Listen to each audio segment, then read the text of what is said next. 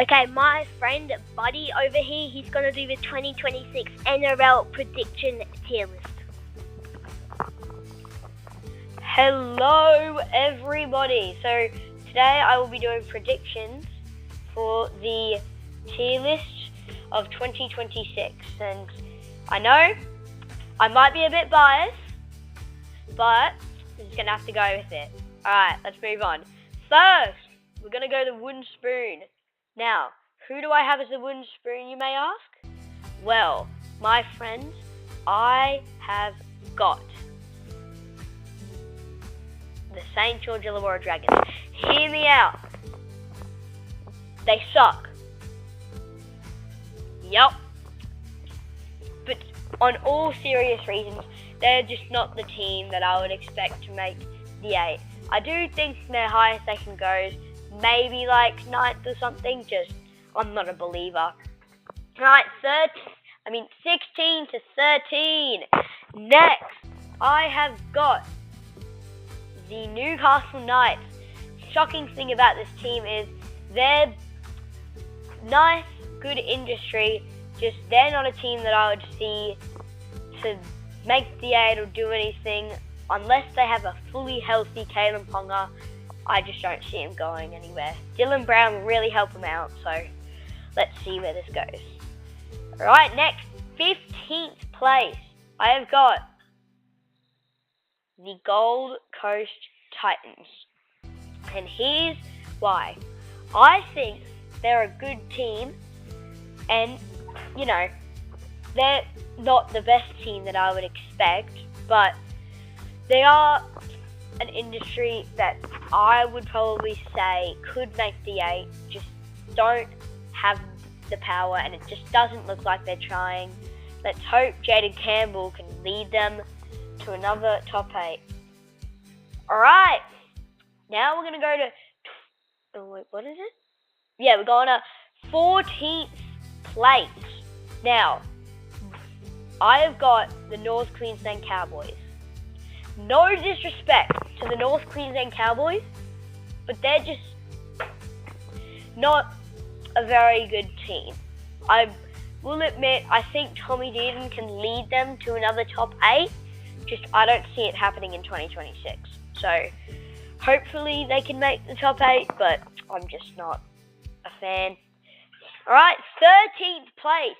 This might be a shocker, but I've got the Canberra Raiders. Now, this will be a tough one to explain.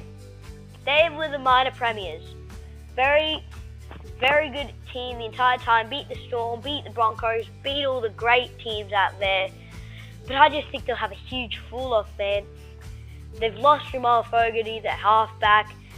They've got a lot of rookies coming in. I just don't think they're going to prove themselves. So, I don't even think they'll make the top 8. No. I won't be upset if they do make the top 8 because I really do like the team, but just not this year for me. Alright, now we're going to 12th place.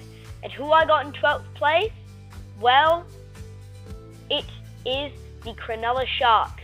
Now, I may be thinking everyone has put Cronulla Sharks in the top 8, but I just also think they'll have a huge fall-off. I just don't think they're a very good team, and I don't think Nico Hines has got the potential like he used to have. I won't be shocked if they do make the 8. They are still a nice, good team, made the top 8 for years, been dominant. Just maybe a big fall-off in 2026. Next, I've got the South Sydney Rabbitohs. Not much to explain here. Their injuries are just insane. David Fafita will put a punch in the Rabbitohs with a lot of help. I think they'll come a lot higher than last year, maybe even the 8. Just, I'm not going to put them in the 8 because of all the injuries they had, and I don't know who's going to be in or out for the rest of the season.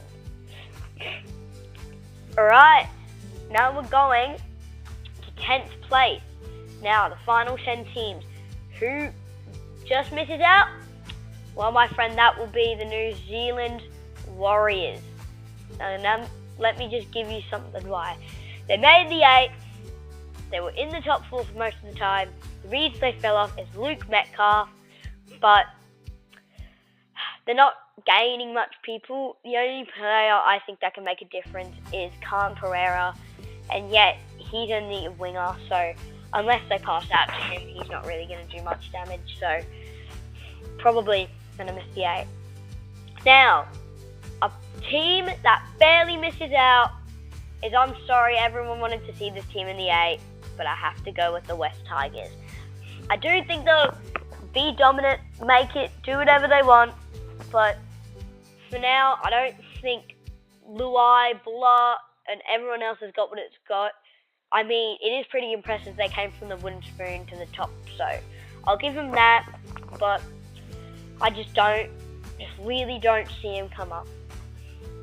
And then next, making the 8, coming 8th place, I think a big fall off is going to be the Canterbury Bankstown Bulldogs. They made the top 3, impressed with that, but then they signed Lockie Galvin. No offense to you, you're a good player, but just not what they needed, you know?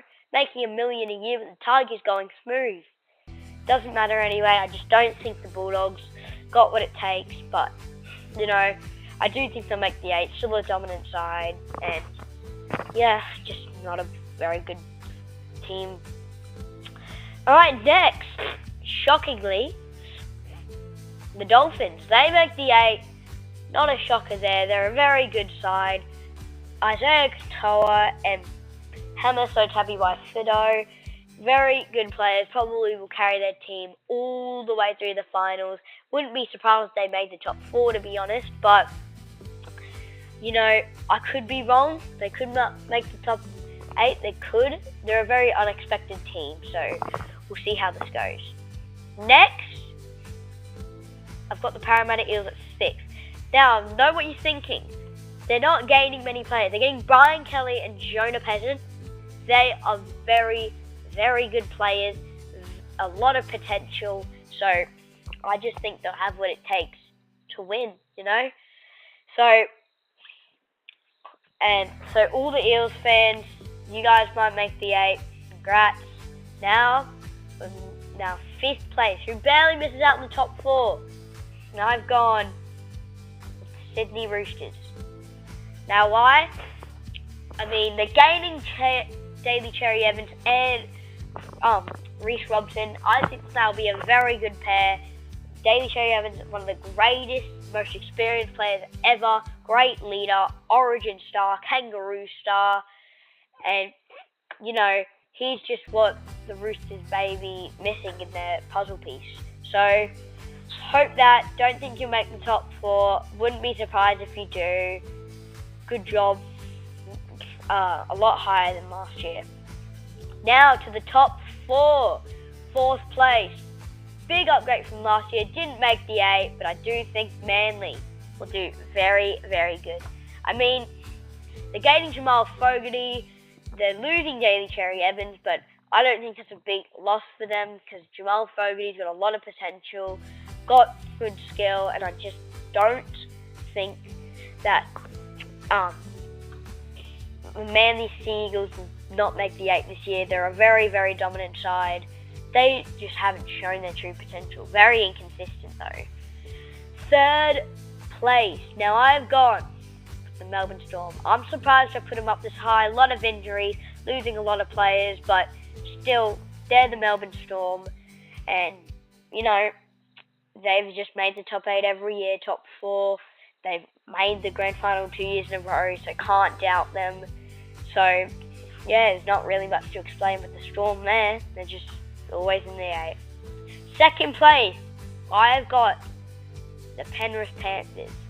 Big upgrade from last year. Halfway through the season, they were last because of injuries, but do think Nathan Cleary carry his team through another dominant season. As long as their injuries don't go all over the place, I think they can make the top 4. Better yet, win another grand final. Hope they don't, but probably could happen. Now for the minor premiers, we have got Brisbane Broncos, the reigning premiers. Now, not much to explain here either. Reece Walsh, absolutely dominant, probably one of the best players in the league now. Payne Haas, then Ezra Mam, all the youngsters still got a lot of potential in them, and they're still amazing. The Broncos just gotta stay on top, and let's hope they're not inconsistent this next season. But overall, I do think they will become the minor premiers. Well, that's it there. I've got everything I need to do, so hope you enjoyed it. This is my ladder prediction. I know some of you will hate in the comments, but it is what it is, you know? Alright. Goodbye. Make sure to subscribe.